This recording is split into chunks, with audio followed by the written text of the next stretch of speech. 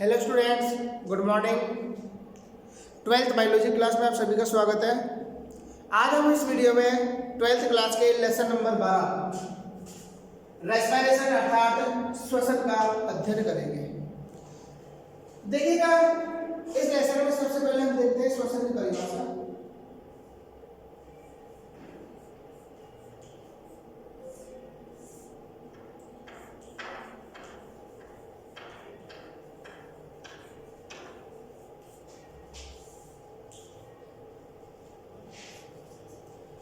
देखिएगा, श्वसन की जो क्रिया है वो जीवित कोशिकाओं में जो भोज्य पदार्थ है इनके ऑक्सीकरण के द्वारा होने वाली एक प्रोसेस होती है, जिसमें जटिल पदार्थ सरल अणुओं में परिवर्तित हो जाते हैं तथा इस दौरान एनर्जी मुक्त होती है। ठीक है, और वो एनर्जी हमारी जो विभिन्न भोज्य क्रिया है उनके संचालन में भाग लेती है या प्रयुक्त होती है। तो हम कह सकते हैं कि जीवित कोशिकाओं में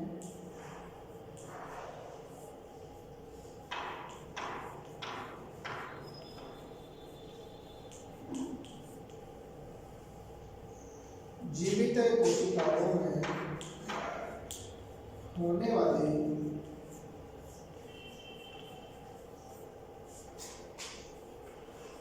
वह ऑक्सीकरण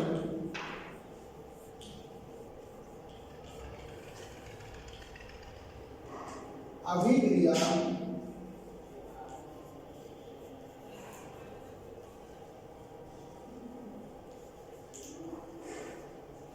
जिसमें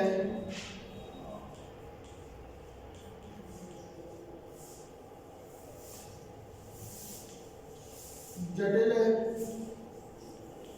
भोज्य पदार्थ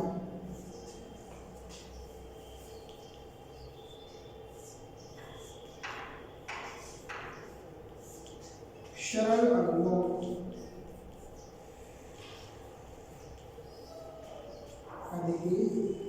CO2 है H2O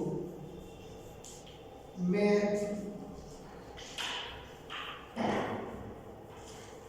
परिवर्तित हो जाता है,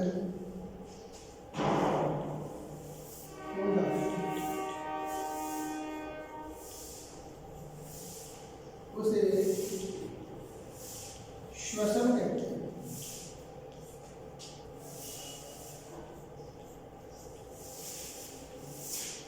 क्या कहते हैं? श्वसन।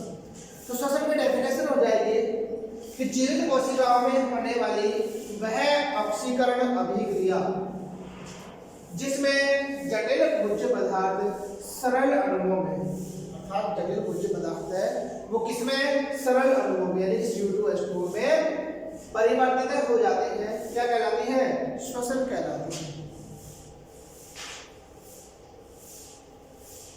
अर्थात हम कह सकते हैं जटिल भोज्य पदार्थ अर्थात C6H12O6 इसका अर्थ होता है ग्लूकोज। इसका होगा ऑक्सीकरण किसकी उपस्थिति में? ऑक्सीजन की उपस्थिति में। किसका निर्माण होगा? CO2 प्लस H2O और क्या निकलती है? ऊर्जा। ठीक है, अर्थात जो श्वसन है उस श्वसन में ऊर्जा मुक्त होती है। क्या मुक्त होती है बेटा? ऊर्जा। अभी समीकरण को संतुलित करने के लिए 6 CO2 और 6 H2O तो कह सकते हैं कि श्वसन है, इस श्वसन में ऊर्जा मुक्त होती है। ऊर्जा। अब देखो, श्वसन की जो क्रिया है वो एक अपचयी क्रिया होती है।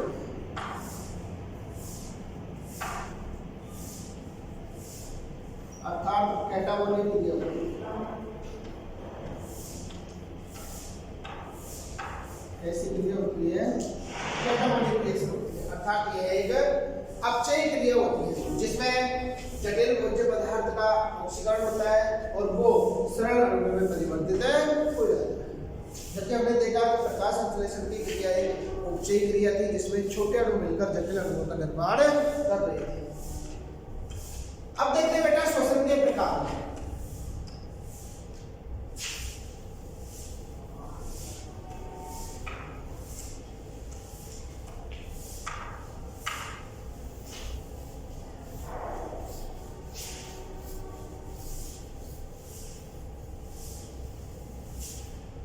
नेक्स्ट टॉपिक है श्वसन के प्रकार।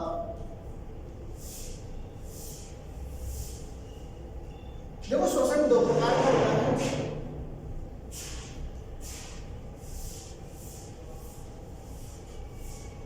हमारे ऑक्सी श्वसन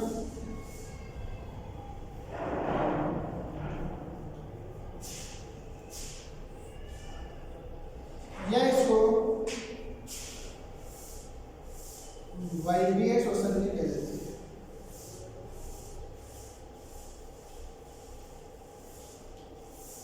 वायवीय श्वसन देखो ऑक्सी श्वसन जो है या वायवीय श्वसन, ये ऑक्सीजन की उपस्थिति में होता है, O2 की उपस्थिति में संपन्न होता है। इसमें भोज्य पदार्थों का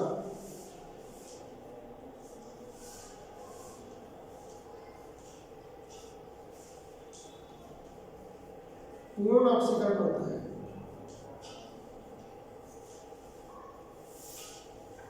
भोज्य पदार्थों का जब पूर्ण ऑक्सीकरण होता है, ठीक है, तो CO2 और H2O का निर्माण होता है और इस दौरान अधिक एनर्जी मुक्त होती है।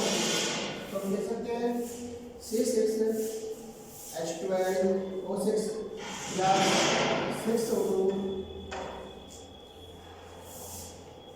6CO2 plus 6H2O plus 686 kilo calorie energy. यहाँ पर जो ऊर्जा मुक्त होगी वो कितनी, लगभग 686 कैलोरी किलो कैलोरी ऊर्जा मुक्त होगी। तो हम कह सकते हैं कि यहाँ पर ग्लूकोज का ऑक्सीजन की उपस्थिति में ऑक्सीकरण होगा और CO2 और H2O का निर्माण होगा। इस दौरान अधिक मात्रा में ऊर्जा मुक्त होती है जो लगभग 686 किलो कैलोरी होती है। सेकेंड टाइप से इसका श्वसन का अनॉक्सी श्वसन।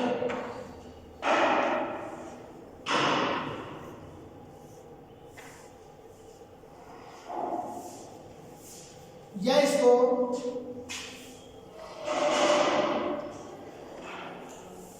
अवायवीय श्वसन भी कह देते हैं। अनॉक्सी श्वसन या अवायवीय श्वसन। देखो नाम से स्पष्ट है, अनॉक्सी अर्थात इस प्रकार के श्वसन में O2 की आवश्यकता नहीं होती,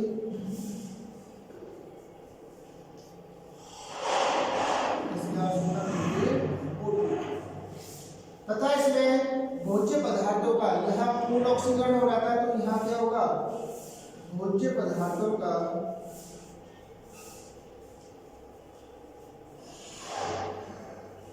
अपूर्ण ऑक्सीकरण होता है।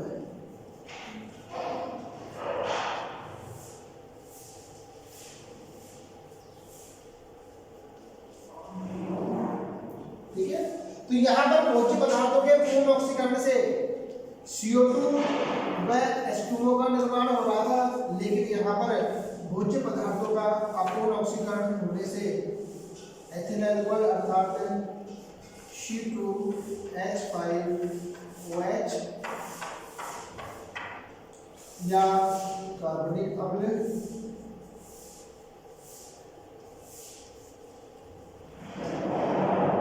व H2O का निर्माण होता है। जैसे देखो वही ले लो ग्लूकोज का C6H12O6, यहाँ ऑक्सीजन प्रयुक्त हो रही है, यहाँ पर ऑक्सीजन की आवश्यकता नहीं होती है, अर्थात यहाँ पर ग्लूकोज का वायु की अनुपस्थिति में या ऑक्सीजन की अनुपस्थिति में ऑक्सीकरण होगा और किसका निर्माण होगा, ethyl alcohol C2H5OH plus CO2। तो यहाँ पर CO2 पड़ेगी प्लस ऊर्जा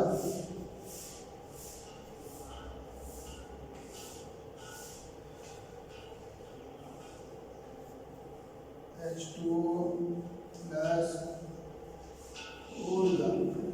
तो यहाँ पर जो ऊर्जा निकलती है वो लगभग 56 किलो कैलोरी। कितने हो गए? 2 CO2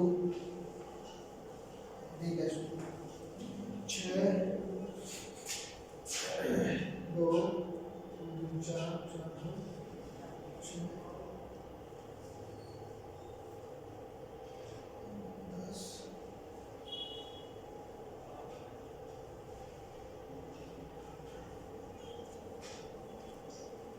देखो तो यहाँ पर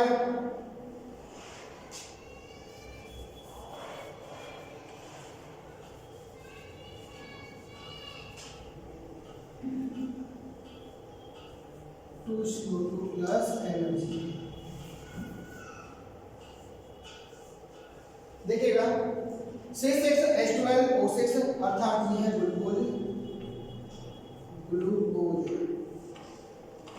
ग्लूकोज का अपना ऑक्सीकरण हुआ, किसका निर्माण हुआ? एथिल अल्कोहल का। एथिल अल्कोहल, ठीक है। और क्या बना? CO2 निकली और ऊर्जा। ऊर्जा यहाँ निकलती है वो लगभग 56 किलो कैलोरी। कितनी निकलती है? 56 किलो कैलोरी।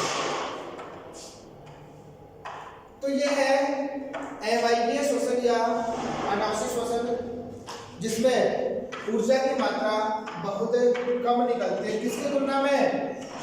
अक्षय श्वसन या वैगीय श्वसन की तुलना में। तेज श्वसन के प्रकार।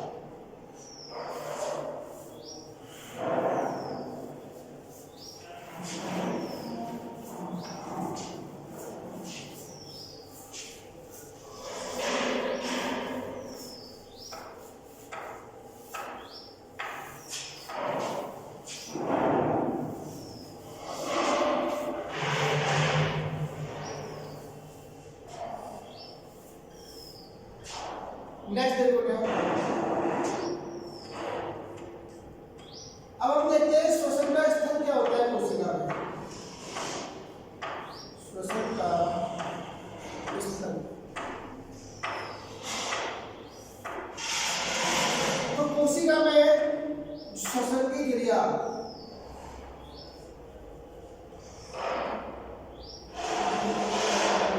कहाँ होती है? माइटोकॉन्ड्रिया।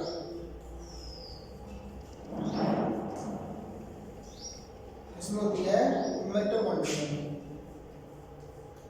जिसमें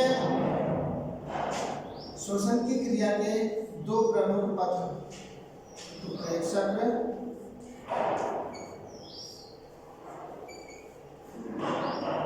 और दूसरा है ETS, इलेक्ट्रॉन ट्रांसपोर्ट सिस्टम, ठीक है।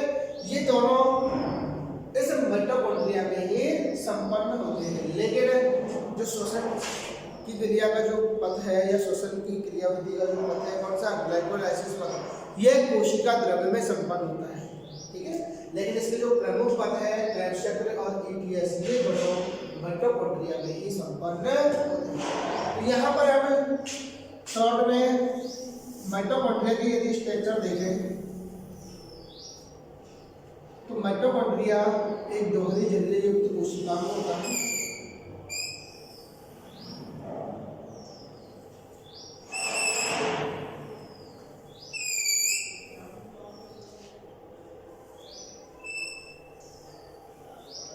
क्या होता है? माइटोकॉन्ड्रिया दोहरी झिल्ली युक्त कोशिका में होता है, जिसकी सबसे बाहर की ओर उपस्थित झिल्ली कहलाती है बाह्य माइटोकॉन्ड्रियल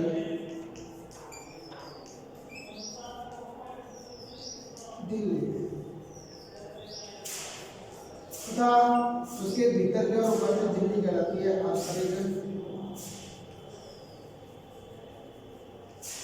माइटोकॉन्ड्रियल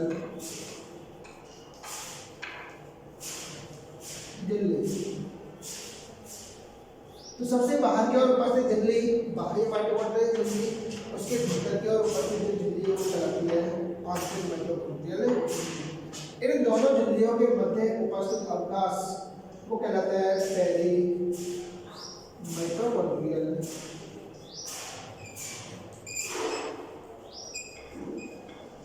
अवकाश, जो लगभग 40 से 70 एंगस्ट्रॉम चौड़ा होता है। इसमें बना हुआ जो द्रव्य है, इस अवकाश में बना हुआ द्रव्य कहलाता है पेरी माइटोकॉन्ड्रियल द्रव्य। ये बाह्य माइटोकॉन्ड्रियल झिल्ली और आंतरिक माइटोकॉन्ड्रियल झिल्ली है, ये दोनों झिल्लियां लिपिड व प्रोटीन की बनी होती है, अर्थात लिपोप्रोटीन की बनी होती है। आंतरिक माइटोकॉन्ड्रियल झिल्ली भीतर की ओर अंदर की ओर धसी हुई होती है और धसकर कुछ अम्लीनुमा प्रबंधों का निर्माण कर देती है। इन अम्लीनुमा प्रबंधों को बोलते हैं क्रिस्टी, कहते हैं इनको क्रिस्टी कहते हैं। और क्रिस्टी की जो गुहा है, ये क्रिस्टी की गुहा कहलाती है ट्यूबुली।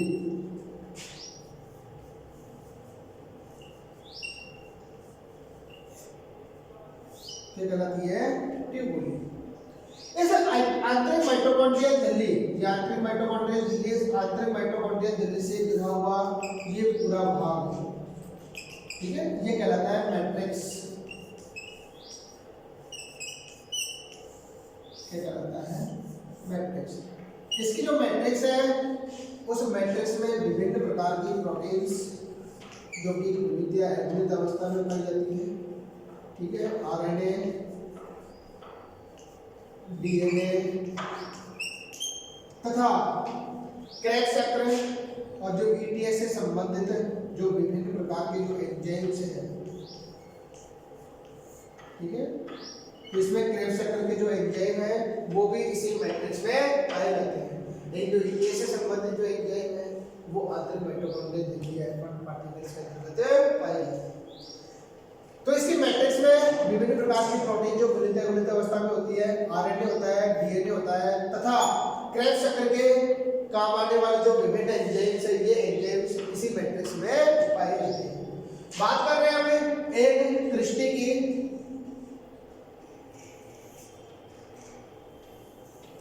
तो ये है बेटा एक क्रिस्टी।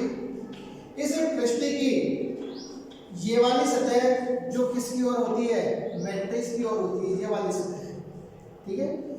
इस वाली सतह पर अनेकों छोटे छोटे वृत्त युक्त कण पाए जाते हैं, जिन्हें F1 कण या प्रारंभिक कण या ऑक्सीसोम्स कहते हैं। क्या कहते हैं? ऑक्सीसोम्स, ठीक है। तो इसकी ये वाली सतह जो मैट्रिक्स की ओर होती है वो तो कहलाती है एम सतह, और वह सतह है जो कोशिका द्रव्य की ओर होती है वो कहलाती है सी सतह। तो इस क्रिस्टी की, यह क्रिस्टी बेटा क्या है? क्रिस्टी। एक क्रिस्टी की संरचना बताई है, केवल एक क्रिस्टी। तो इस क्रिस्टी की मैट्रिक्स वाली सतह अर्थात एम सतह पर अनेकों छोटी छोटी वृत्त युक्त संरचनाएं पाई जाती है जो कहलाती है F1 कण, या इन्हें प्रारंभिक कण या ऑक्सीसोम भी कहा जाता है। प्रत्येक जो F1 कण है वो 3 भागों में बटा होता है।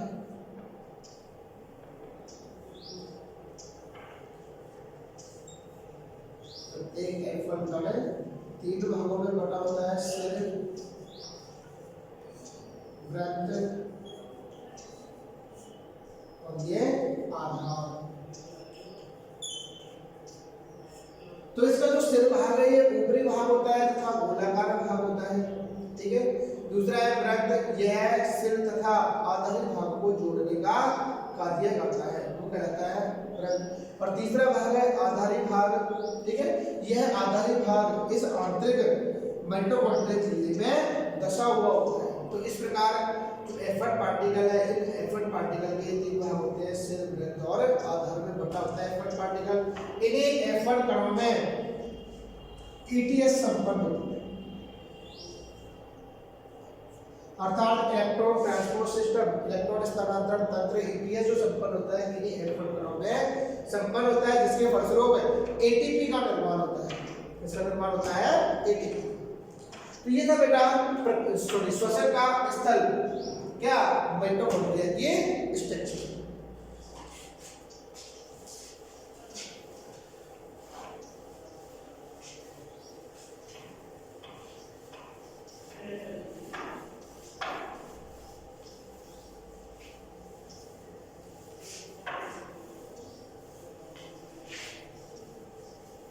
इस लेसन का जो नेक्स्ट टॉपिक है श्वसन क्रियाधार।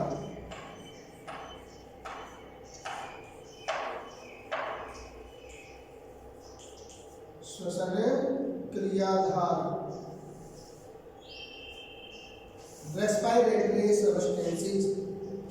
देखो श्वसन क्रियाधार क्या होते हैं? तो श्वसन क्रिया में प्रयुक्त होने वाले ऐसे कार्बनिक पदार्थ या भोज्य पदार्थ जिनका क्या होता है ऑक्सीकरण होता है, वो क्या कहलाते हैं? श्वसन क्रियाधार कहलाते हैं। तो हम कह सकते हैं श्वसन क्रिया में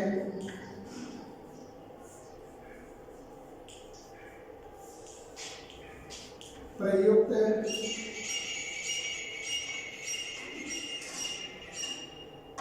होने वाले जटिल कार्बनिक भोज्य पदार्थ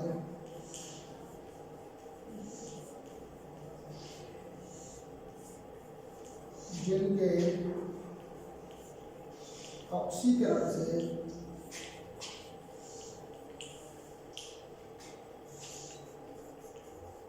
ऊर्जा मुक्त होती है।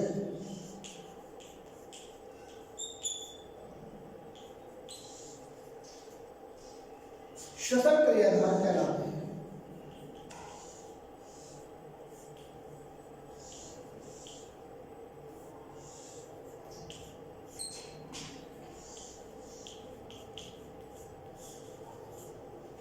ठीक है, फॉर एग्जाम्पल जैसे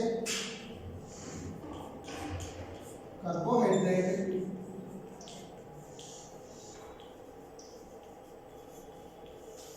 प्रोटीन, वसा, कार्बनिक अम्ल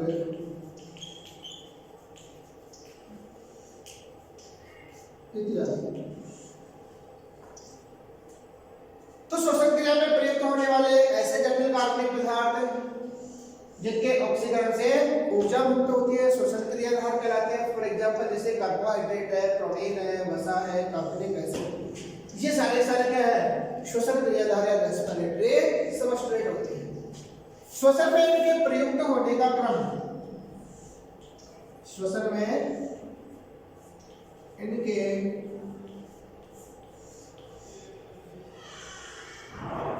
प्रयुक्त होने का क्रम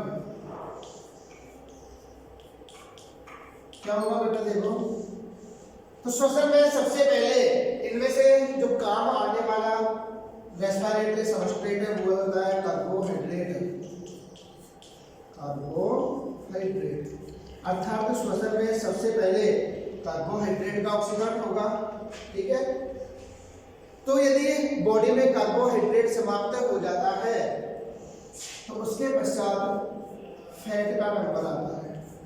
किसका नंबर आता है? का वसा का। और यदि बॉडी में वसा समाप्त हो गई तो उसके बाद में नंबर आता है कार्बनिक अम्लों। और कार्बनिक अम्ल भी यदि समाप्त हो गए तो लास्ट में नंबर आता है का प्रोटीन का। तो सबसे अंत में प्रयुक्त होने वाला रेस्पिरेटरी सबस्ट्रेट कौन सा है? प्रोटीन्स होती है।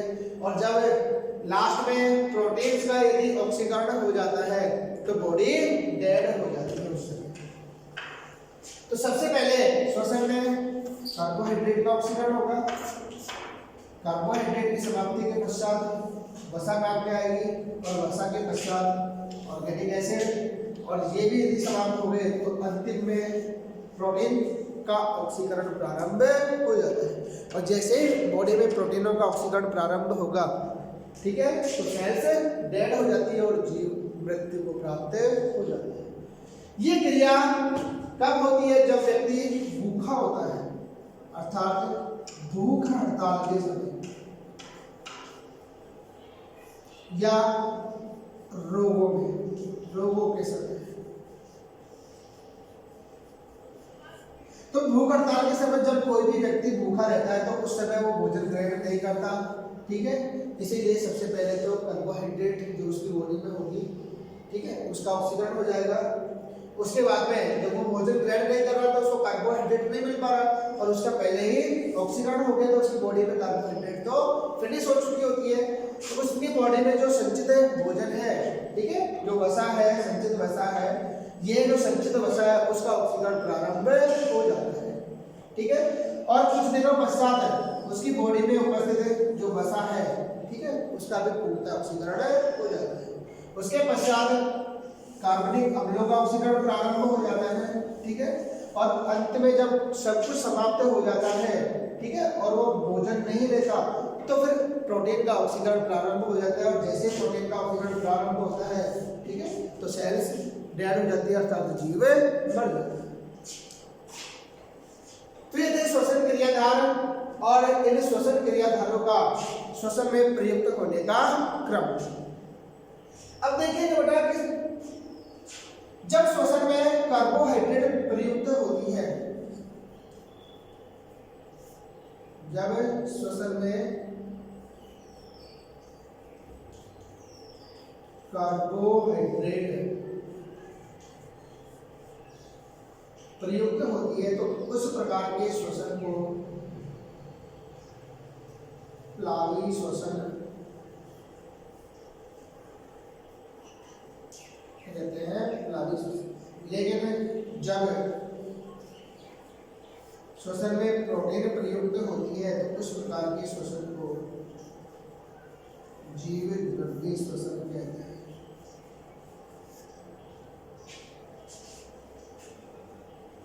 नेक्स्ट